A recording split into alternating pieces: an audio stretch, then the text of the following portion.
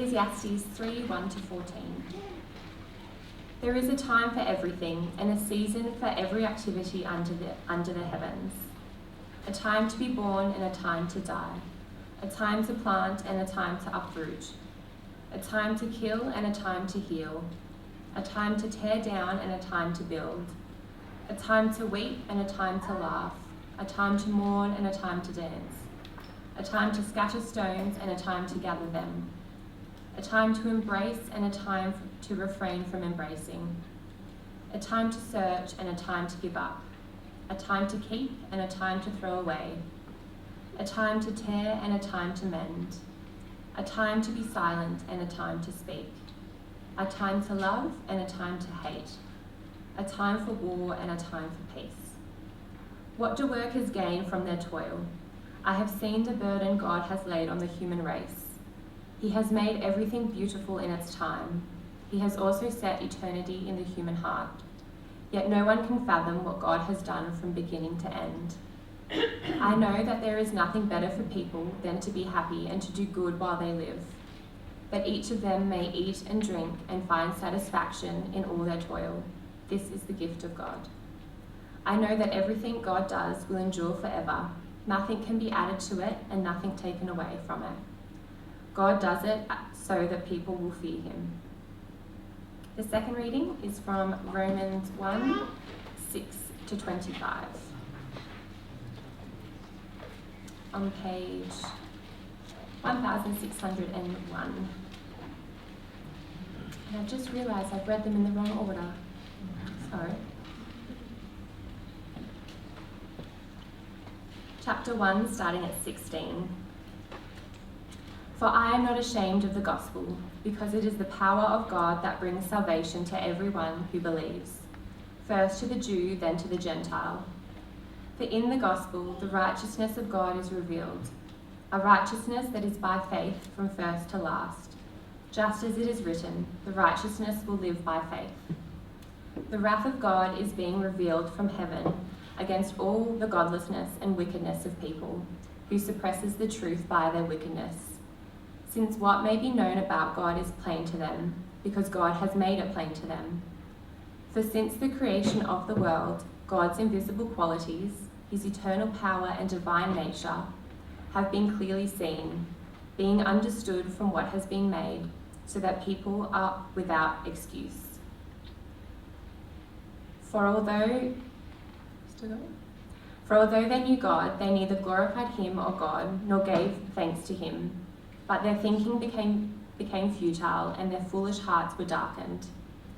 Although they claimed to be wise, they became fools, and exchanged the glory of the immortal God for images made to look like a mortal human being, and birds and animals and reptiles. Therefore, God gave them over to their sinful desires of their hearts, to sexual impurity for the degrading of their bodies with one another. They exchanged the truth about God for a lie, and worshipped served created rather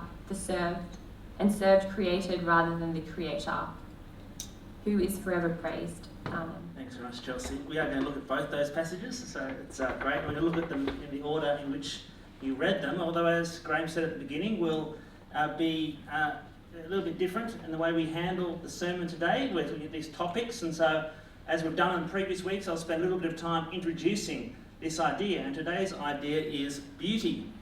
We've thought about authenticity, diversity, inclusion, justice, love, and tonight the topic of beauty.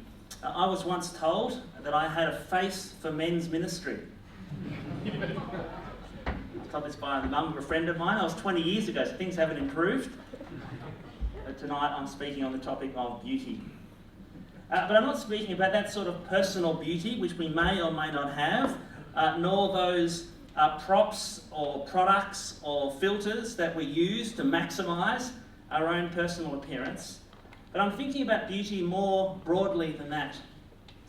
It's the human longing to see, to experience, to enjoy, and to capture beauty. And what that tells us about ourselves as human beings, and what it ought to tell us about God, and how we understand that beauty through the gospel. Human beings have, I think, an innate sense and longing for beauty. We all see beauty. We all long to somehow capture that beauty. Even though taste may vary between one and another as to what we consider to be beautiful, I think maybe you could take a minute now to chat to the person next to you and just to ask them this question: when you think of beauty, what do you think of? When you think of beauty, what do you think of? And share your answers with each other.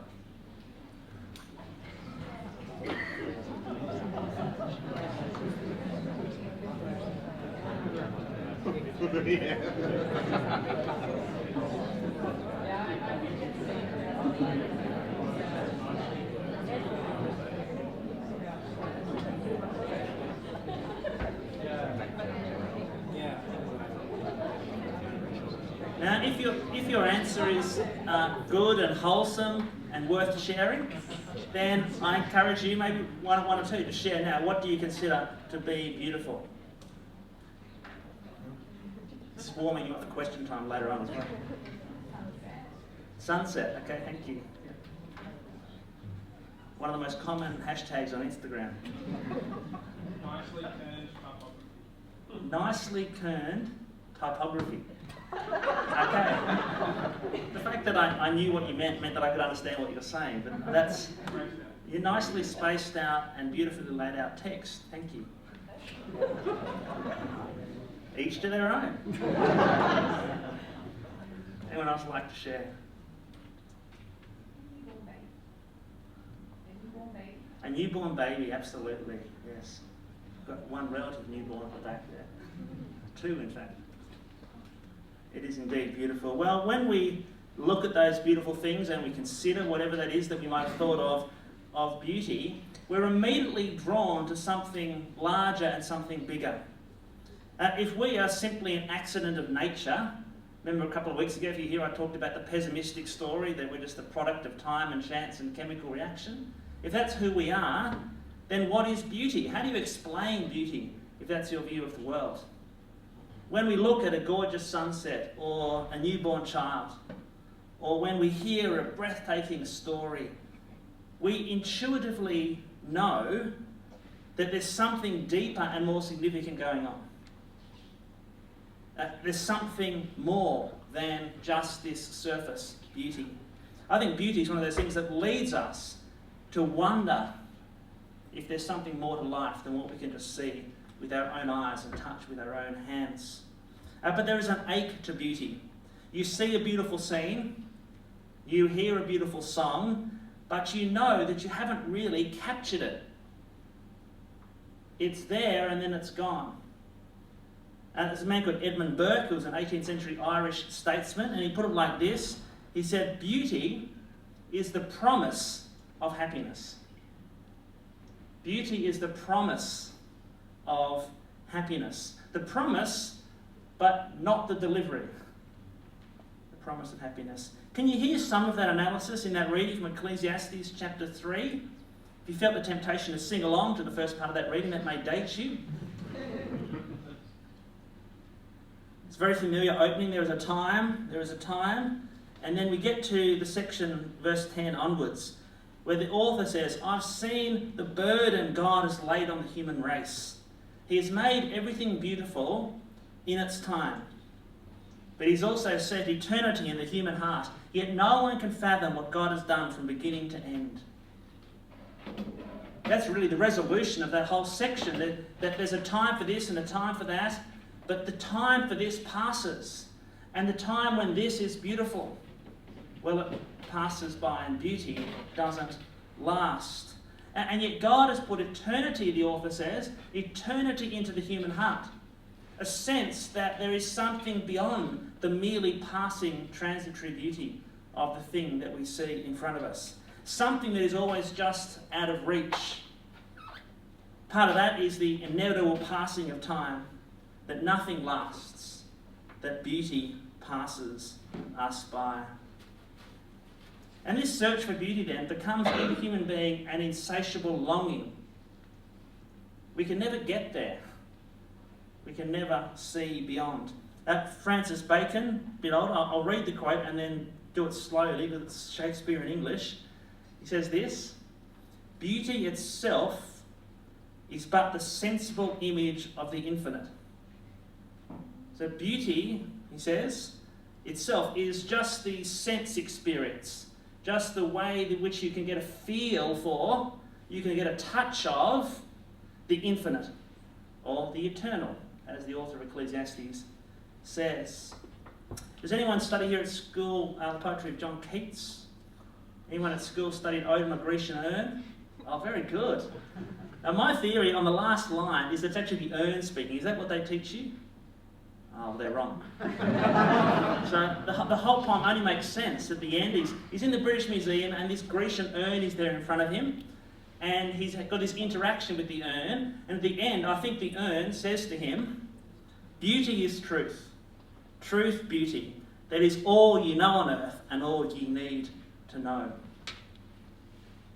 But he's lost because how does he know what truth is? And how can he connect with beauty? And this beautiful object there is in front of him. It's beautiful, it's true, but where do I find that in the real world? Or Goethe said this, a man should hear a little music, read a little poetry, and see a fine picture every day of his life, in order that worldly cares may not obliterate the sense of the beautiful which God has implanted in the human soul. Get a little bit of culture each day to remind you that there is more just than to the passing cares of this world. The beauty is a shadow of something more. There's a sermon that C.S. Lewis preached in the middle of World War II in Oxford in 1942. It's a sermon called Weight of Glory, and I'm going to read 3 or 4 chunks from this sermon throughout the rest of this sermon. I don't normally do that, but it so well captures, I think, what I'm trying to say and what the scriptures say, that I'm relying on Lewis's words as well as my own at this point. Lewis says this, the books or the music in which we thought the beauty was located will betray us if we trust to them. It was not in them, it only came through them. And what came through them was longing. These things, the beauty, the memory of our own past, are good images of what we really desire. But if they are mistaken for the thing itself, they turn into dumb idols, breaking the hearts of the worshippers. For they are not the thing itself, they are only the scent of a flower we have not found, the echo of a tune we have not heard, news from a country we have never yet visited. You see why I rely on Lewis's words rather than my own. Isn't that beautiful? The scent of a flower we have not yet found. That's his definition in part of beauty. We thought we'd found beauty, but it's not in the thing itself. It's just an echo of a better reality beyond. And as Lewis says, if we trust ourselves to the shadow, then it becomes to us a dumb idol and it will betray us. Now that's very similar to what Paul says in Romans chapter 1. In that reading we have from Romans chapter 1, we read there of the way in which human beings have made a terrible exchange. We've exchanged, Paul says, worship of our Creator for worship of created things. Let me read again a couple of those verses. Verse 22, Romans 1. Although they claimed to be wise, they became fools and exchanged the glory of the immortal God for images made to look like mortal human beings and birds and animals and reptiles. And then summary down verse 25, they exchanged the truth about God for a lie and worshipped and served created things rather than the Creator. So these wonderful gifts of creation, whatever it is that you imagined before, that you thought was beautiful, that is a beautiful gift from your Creator. But what we do as human beings is we forget the Creator and give ourselves to the creation. We give ourselves to the pursuit of that rather than to see our Creator through the beauty that He has given us. And there's no excuse, Paul says, therefore, for human beings, because we're surrounded by evidence for the power and the wonder and the beauty and the righteousness and the goodness of God. He says, men are without excuse because what may be known about God is plain to them because God has made it plain to them. That's very similar, isn't it, to what Ecclesiastes says? That God has put eternity into our hearts, and yet it's always out of reach. But it goes one step further. It says that we're to blame for that, because we get trapped in the thing immediate rather than the thing itself. We get trapped in the thing we can see, not the God who gave it to us. And so eternity is set in our hearts, but it's always just out of reach. My second section of C.S. Lewis. When I attempted a few minutes ago to describe our spiritual longings, I was omitting one of their most curious characteristics. We usually notice it just as the moment of vision dies away. As the music ends, or as the landscape loses its celestial light, for a few minutes we have the illusion of belonging to that world. Now we wake to find that it is no such thing. We have been mere spectators. Beauty has smiled, but not to welcome us. Her face was turned in our direction, but not to see us. What a beautiful way to capture that frustration of seeing something that is so wonderful, and yet stopping short of seeing God, our Creator, and His gifts to us through that. Lewis goes on, almost our whole education has been directed to silencing this shy, persistent inner voice. Almost all modern philosophies have been devised to convince us that the good of man is to be found on this earth. That's the lie. That's the deception that Paul talks about in Romans chapter 1. We've turned aside from the truth and believed in the lie. We've turned towards what seems beautiful, but found ourselves trapped by it rather than turning in praise to our God and to our Saviour. And when you see that strikingly beautiful scene, how should you respond? What does the gospel tell us about how we should respond? Well, this first of all, that Christians can see and know the source of all this beauty. Beauty exists because God exists. And all that is true and beautiful and good is from God Himself. As we saw last week in Matt's sermon, you got a chance to ask Matt questions as well in just a moment. There at the beginning of creation, before creation, is God in perfect, loving relationship. Father, Son, and Holy Spirit. This is Trinity Sunday. Anyone know it's Trinity Sunday today? One or two nods of heads. Every Sunday should be Trinity Sunday in church.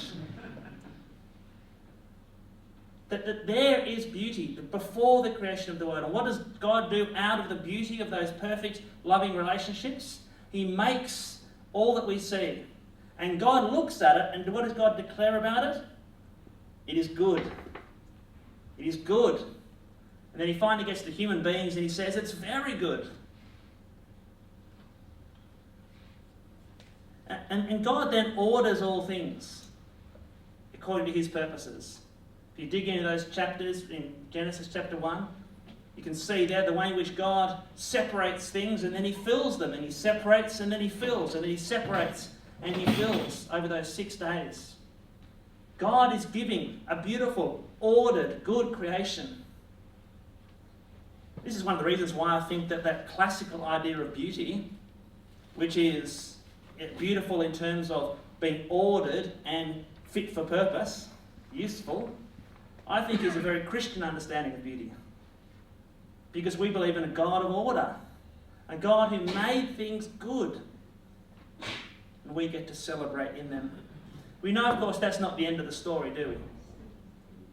We know that the world in which we live is broken and marred by sin.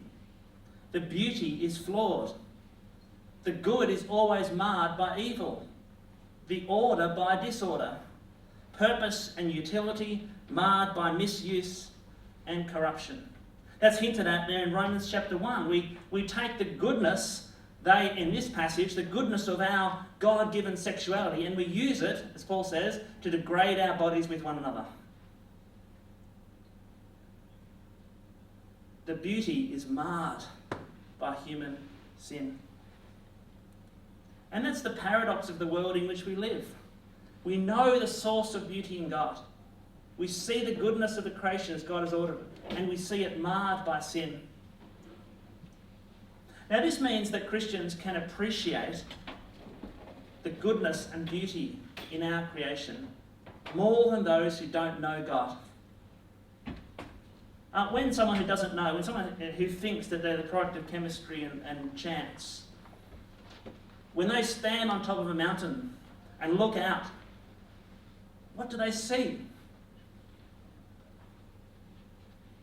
We see the handiwork of God. We see the beauty of our Creator. Yes, the movement of tectonic plates and magma rising and erosion and all these things, but we see the handiwork of our God and we praise Him for His creation. We can more deeply appreciate the beauty that surrounds us. Not just the beauty of the grandeur, but the beauty of the small and the intimate. Those little moments or those little objects that you look at and go, what incredible beauty. We then turn in praise to our Creator. Of course, the place in which we therefore would see beauty most supremely is in the character of God. God reveals His character to us. And we're told in Romans chapter 1, how is it that God has revealed His character to us? Verse 17 of Romans 1. In the gospel, the righteousness of God is revealed.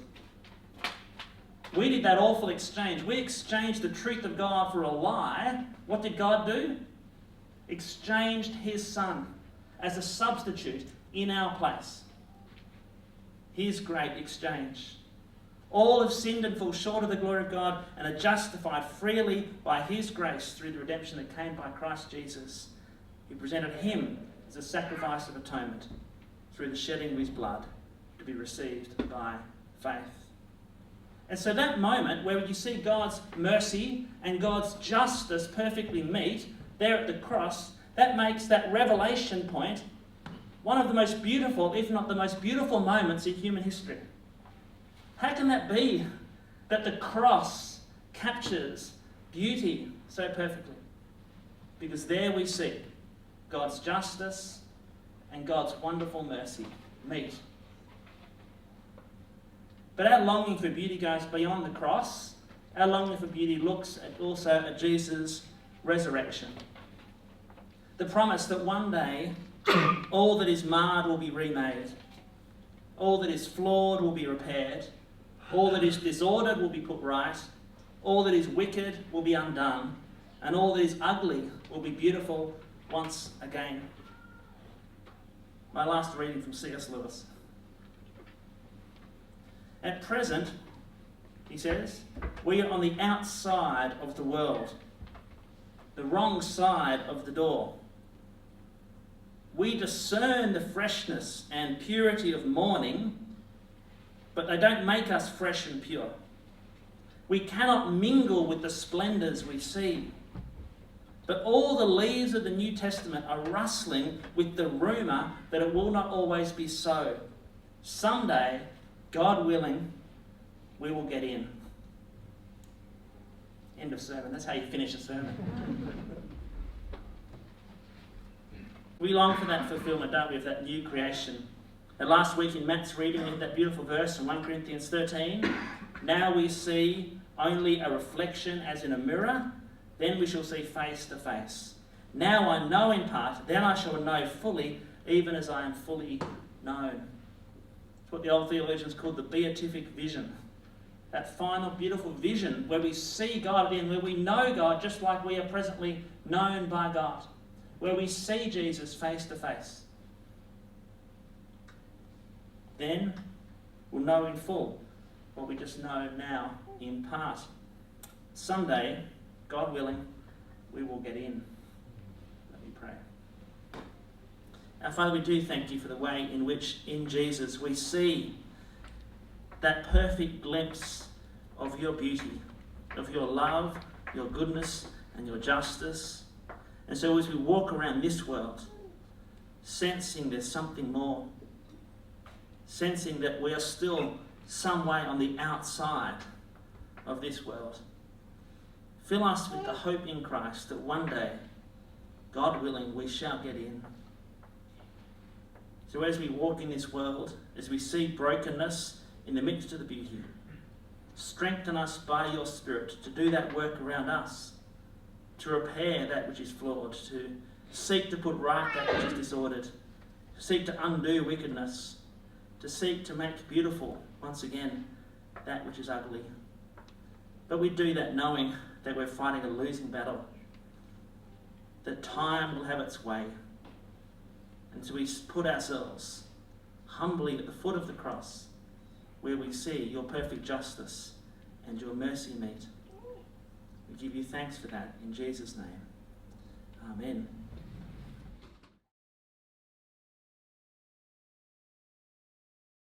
Question for Gavin. Yeah. You indicated that beauty and the appreciation of beauty can be seen as a window leading to God and seeking after God, but it's not just an evolutionary biological reaction, it's sort of built into humanity. Yeah. I feel like if I was to sort of, and I agree with that, but I feel like if I was to present that to someone, they might turn around and say, well, like, look at birds. The males are all brightly coloured and they sort of put on this beautiful aura and they build beautiful nests and gather bright blue things and create this beauty to attract Yeah. a mate. So, beauty is just a biological function. How would you sort of address that sort of issue? It's a good question. Many aspects to that question. I would say in terms of the beauty of birds, I mean, that's part of their biological reality. It's part of the brightness that attracts the sight of others and things like that. So there's evolutionary biological reasons for that people would argue for. But that's also within the sovereign plan of God, that's how creation will function, that's how creation will look, that God hasn't made things bland. Human beings often make things bland. You walk through an urban landscape and sometimes there's beauty, isn't there, in an urban landscape, but often there's a bland ugliness. And you walk through a God-given area, a natural environment, and we are always, I think, struck by the beauty of that place and the beautifully coloured birds and so on. So I would just sit down with each person and say to them, on what basis do you have to call something beautiful and something not? I think this is a weakness actually in the secular story, because we have a deep appreciation, a deep love and affection for things that are beautiful. And there's no evolutionary or biological reason for that. That just seems to be something that, with the way that human beings have been created. And that is part of us, I believe, being made in the image of God, to look and see and delight in the goodness and the order with which God has made things. And so when we look at something and we try and pretend that it's just a simple stimulus response, whatever it might be, we're seeing something very shallow. And I would say, well, that's a very shallow view of the world. Let me share with you what I think is a far deeper view of the world. I don't know if that really answers your question. I'll see whether there's anything that's got a follow-up.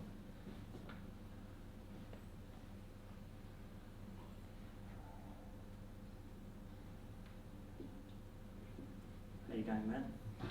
Okay. All right, question. Great. It works for both love and beauty. When we're often presented with images in this world of what is beautiful, what do we do when we don't look like that, when we don't feel beautiful, or we don't feel worthy of love, or we don't feel like we meet the categories the world offers for love and beauty? How do the scriptures we've heard from help us understand what we can counsel ourselves with? Yeah, I was reflecting on this a little bit with the sermon, particularly just, we preach here and then we modify it a little bit for the traditional services. And really on the fly, as I was preaching at 4 o'clock service this afternoon, I was thinking, this is great to know that God is love, and that's the basis of our existence. And that's not based in how I look or how I feel today. That's an objective truth that's entirely external for me. And so I exist because God is love, and I'm loved, and I know I'm loved because Jesus, my shepherd, came to seek and save me. And so if I don't live up to the beauty standards of the Lord, so what? The God of the universe loves me. And I can say that with absolute certainty, rather than sort of any self-doubt. Because my feelings and my looks can't change what Jesus has done for me. That's already happened as a definitive statement of love.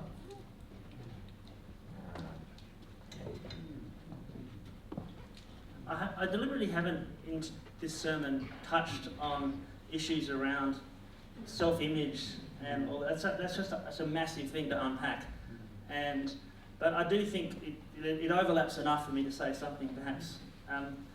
We live in a world where there is an element where beauty is created, and a standard beauty is there in the goodness of God's creation, but it's been marred. So whatever we see in ourselves will always be that mixture, won't it? We'll always see a mixture of the order and the goodness of who we are, and yet we've been marred in certain ways. We've got certain illnesses. We've got certain elements of our body that are broken. Oh, my face is crooked. Okay, that's just how I am. That when I look in the mirror, I see there in that a perfect example of order and disorder. In a perfect creation, my face wouldn't be crooked. Now, I've got a sore shoulder. That's inflicted from rugby. That's my own fault. But the shape of my jaw, that's who I am.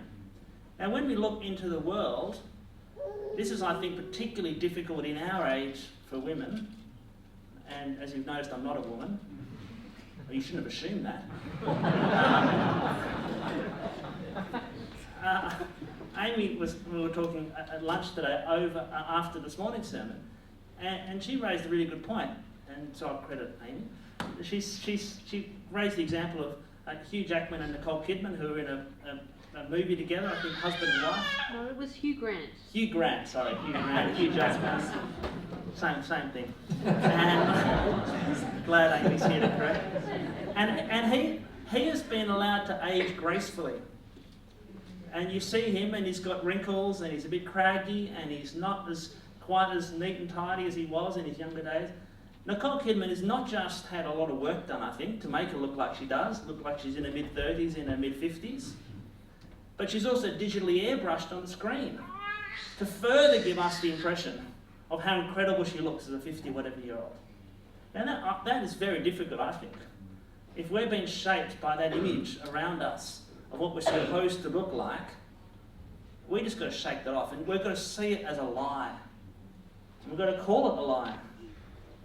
And we've got to treat our brothers and sisters in such a way that we reflect to them that we see that is a lie.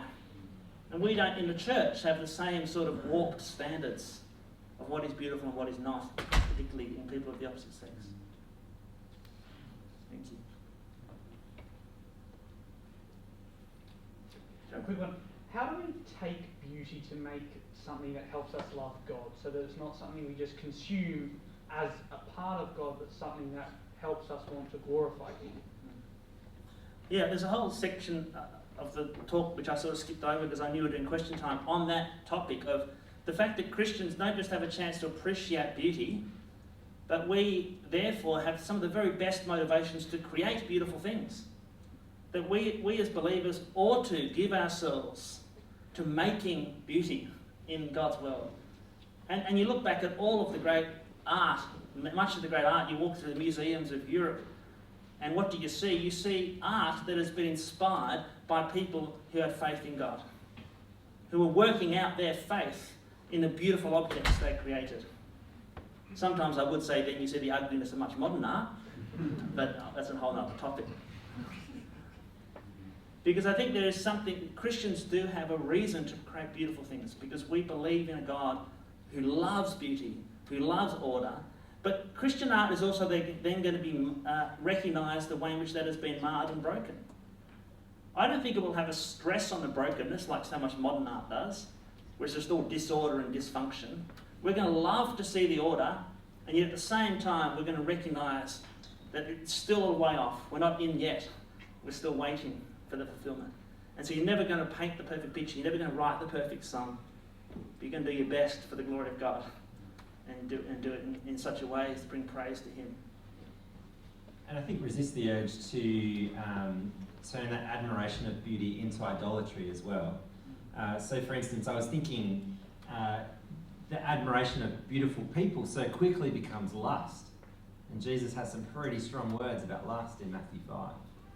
And so we've got to have the self-control to, when you see someone beautiful, to not go down that pathway, but to think God is the creator of beauty, and so I'll praise Him. I remember hearing a funny little anecdote from one of the single-minded conferences about, I think, a guy who was single and never married, and his friend was asking him, how do you deal with lust? And he was saying, well, every time I see a beautiful person, I just pray to pray out loud, God, thank you for creating beauty. And he said it's quite strange to walk down the street with him. Pray this prayer out loud, But I think as awkward as that might sound, it's actually pray out loud. Maybe. As awkward as that might sound, it's actually the right reaction. That takes your focus off that person and onto the God who creates, and to praise Him. Which is not giving you permission to go and stare at beautiful people. That's just creepy. But instead, when you encounter any kind of beauty in nature, in people, in beautifully turned typography, that's order, mate. That's good order. Yeah. Then you turn that to the praise of God. There's also, I think, a sort of pseudo-spirituality which starts worshipping beauty rather than worshipping God. And I see this sometimes in church life, in the lives of believers. We're talking about a school that some of us know, where the fascination with singing about beauty, etc., is wonderful, but there's no love of God behind that. It's just you're stopping at beauty. Or you're loving the choral arrangement of this Christian hymn, but you're not getting past the beauty to the one that's getting. That is actually the very idolatry that Paul is talking about. Worshipping created things rather than the Creator. So I think there's a great danger in stopping short of worshipping Creator rather than the creation.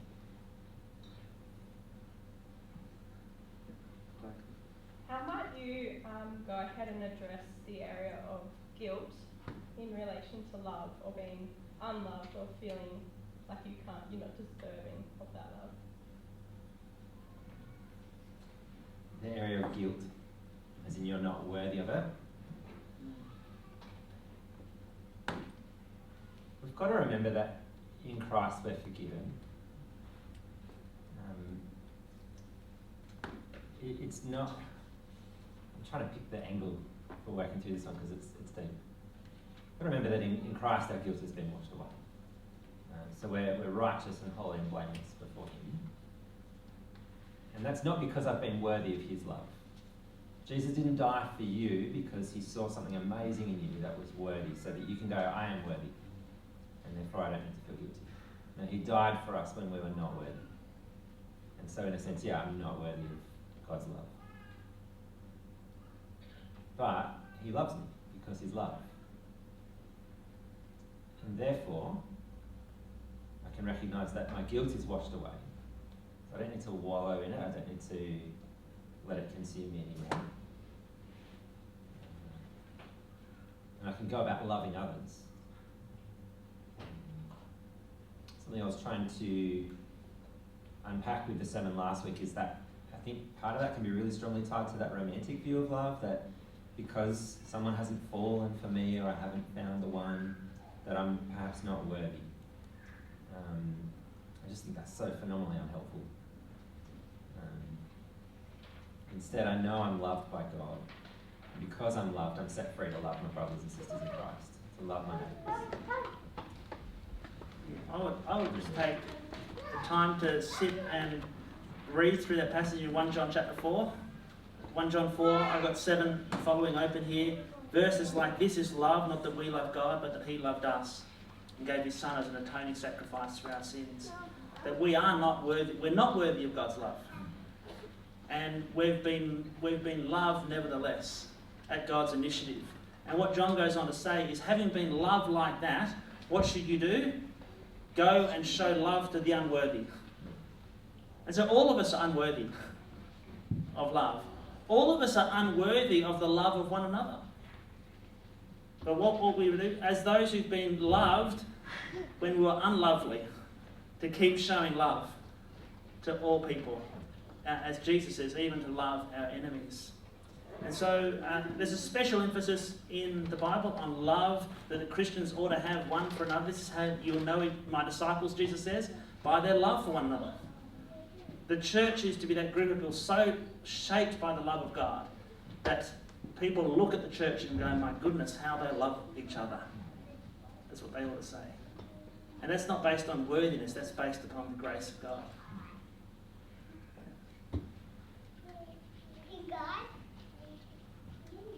Any questions, kids? How was kids' church? It's good? Thanks, Noah. Ethan? As human beings, we create things. And so when we're creating things, how do we avoid the point where the pursuit of beauty turns from worship to idolatry?